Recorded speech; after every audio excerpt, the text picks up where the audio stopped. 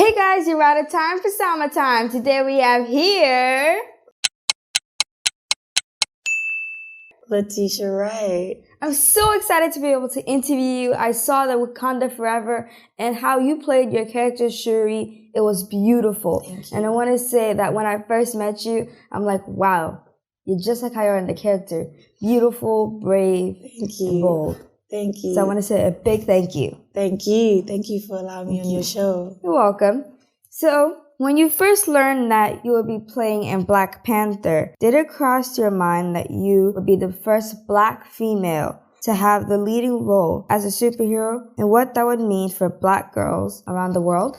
When I first got the role, it wasn't, Shuri becoming the Black Panther wasn't the main focus. It was just about her being this really cool sister who happens to be a princess, who happens to be like really intelligent in terms of science. So it was just about a positive portrayal as a Black woman. And I was really excited about that. I was really excited about the ways in which young Black girls around the world could see Shuri and be so inspired. And then, of course, it elevated into something different, which in the comic books was always going to happen. But it just elevated a little bit more in the second film. So I'm really proud of it. Yeah. When I watched the movie, I was like, wow. Like how it was from Black Panther to Wakanda Forever. Yeah. You are my favorite character. Thank you. You're welcome. So, looking back on the movies, Black Panther and Wakanda Forever, how did you feel about your work? Did it feel like you wanted to play more as a superhero in many different movies? Oh man, that's a good question. I felt really proud of it. I didn't really know much about Marvel before I became Shuri. But again, the focus for me with every role is to just be of impact, really. I try to do projects that are really meaningful. And for me, Shuri felt really, really meaningful. So looking back at the work from the first film into now, I'm really proud of it because, again, so many young girls around the world can be inspired by her. So overall, I'm really proud. Yeah, I agree with you completely, 100%. Yeah. So what do you wish for people to understand about you as Letitia Wright? That's a great question. That I'm just like everybody else, you know, I'm just trying to chase my dreams. I'm trying to leave a positive mark as I'm here on Earth. And yeah, I'm just a normal human being, you know. There's nothing different about me in comparison to you. You know, we're all just trying to fulfill our purpose. So I hope people know that a little bit more about me. Yeah. So guys, we're all human beings. We're just trying to outlive our purpose and make sure that we can find a way to give back to the earth because God gave us the gifts that we need to help make this world a better place. So keep that in mind. That's so dope. Thank you. So I know that you were born in Guyana and you have a Caribbean background like me. Where are you from? Well, I'm from the Bronx, but my mom has ties to the Caribbean because some of her family is Caribbean. Which country?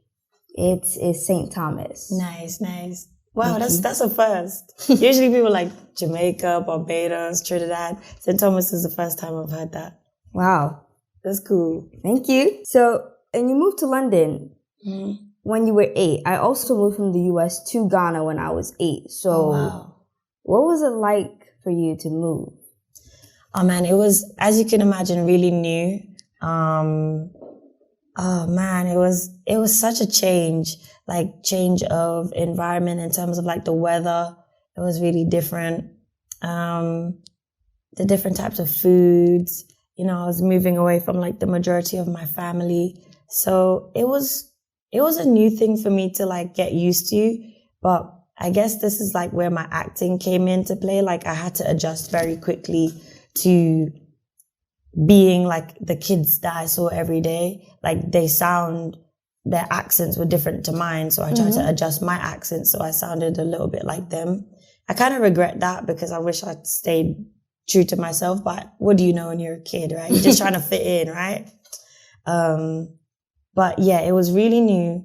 But I adjusted and I learned so much about the opportunities of becoming an actress at that age too. So that's really where that spark for acting became a reality for me.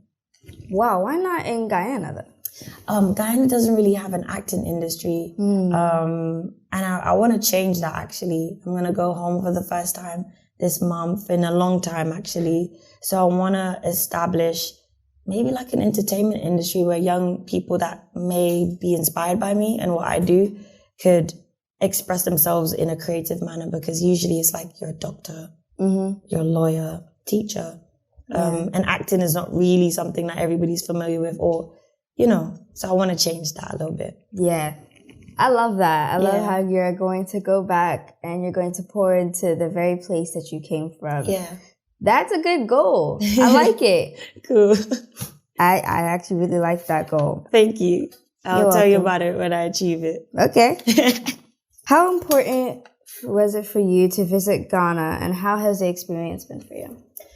Well, it's always been important for me because my siblings are Ghanaians. They're mixed with being Ghanaian and Guyanese.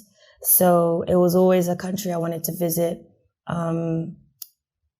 And West Africa is just, you know, as you know, our ancestors predominantly came from this side of the world. So I really always felt a connection to it. So I've been to Nigeria, and then I always wanted to come to Ghana.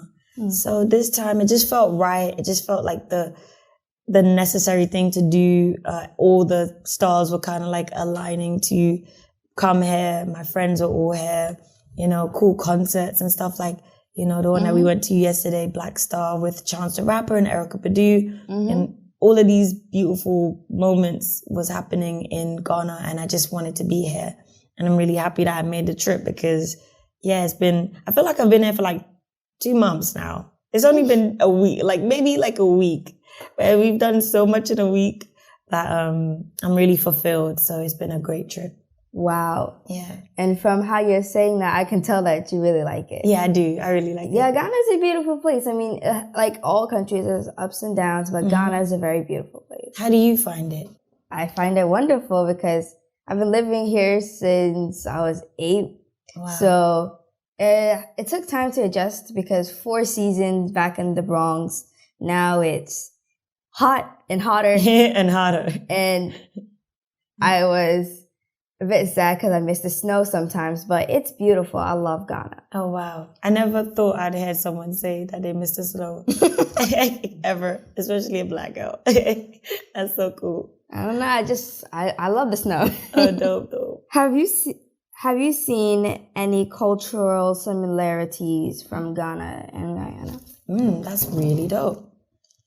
Cultural similarities. Man. I'll definitely say like we're very expressive back home in Guyana. We're not too much. We're a little bit in the middle. You know, we'll let you know just enough about, you know, how we feel and how we express ourselves. Guyana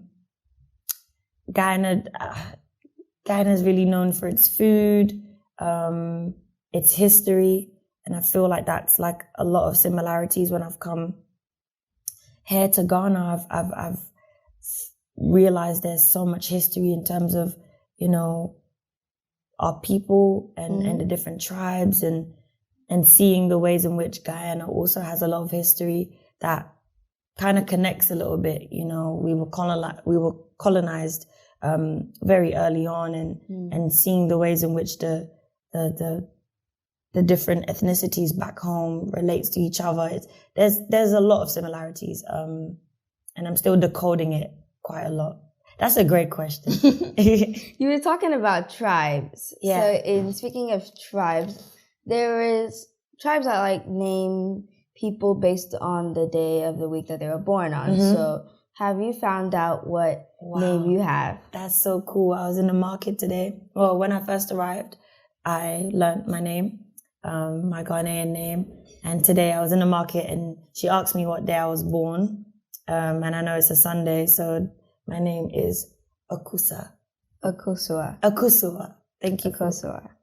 Okay. So that's what it is, and I bought it. So that's kind of cool that you asked me that question. Akosua. Sort of. You can get the hang of it. No, tell me. I would have learned. Akosua. Akosua. Yes. Akosua. Like that. And also, because I'm also Sunday born too. Wow. They call me Essie. Essie. So, how come it's not the same as mine? Well, there is different, I don't know how to explain it. Like, people have like many tribes, I guess, and then they name it differently. So I have Essie, but also Akosua. Okay. And because I'm the oldest of my siblings, I'm Mama Essie. Mama Essie. Wow. Okay, so I guess I'm Mama Essie too. Okay, cool. Yes. All right, bet. So we learn something new every day. Nice. So, are there any other languages besides English that Guyana has? Yes, there's a predominant culture and heritage of Indian people, specifically like Bangladesh, Pakistan. So there's that, and there's also a little bit of Chinese there as well. So some Mandarin, and I think further to the north we have just the history of indigenous people. I don't know the specific language. I think I'm going to say this wrong, so I'm not going to say it.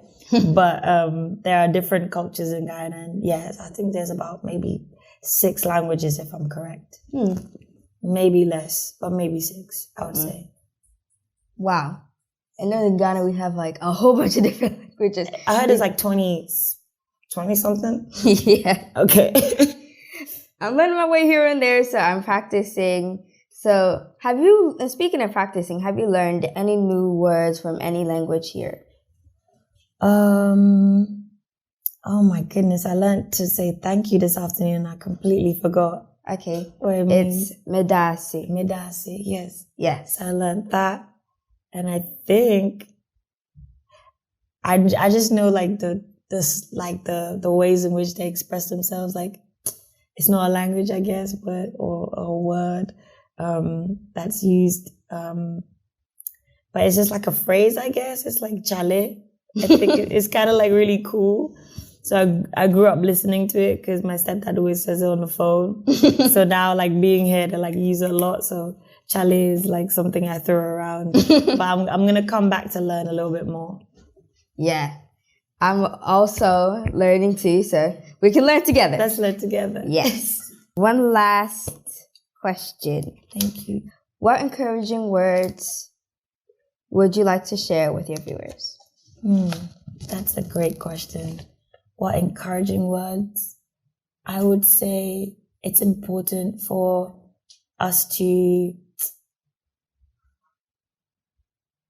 be true to ourselves. So I'd encourage everyone to just be patient with finding out who we are and just being gentle with ourselves, and just know that you're fearfully and wonderfully made. Yes, I agree with you completely. Those encouraging words I'll always keep in my head and in my heart. Thank you so much. Thank you. Give me a hug. I'm so proud of you. Like I always say, catch you next time on Summertime. Thank you. Woo. Thank you. This was much better than just a quick lobby. This is so cool. Thank you. Man, you're amazing.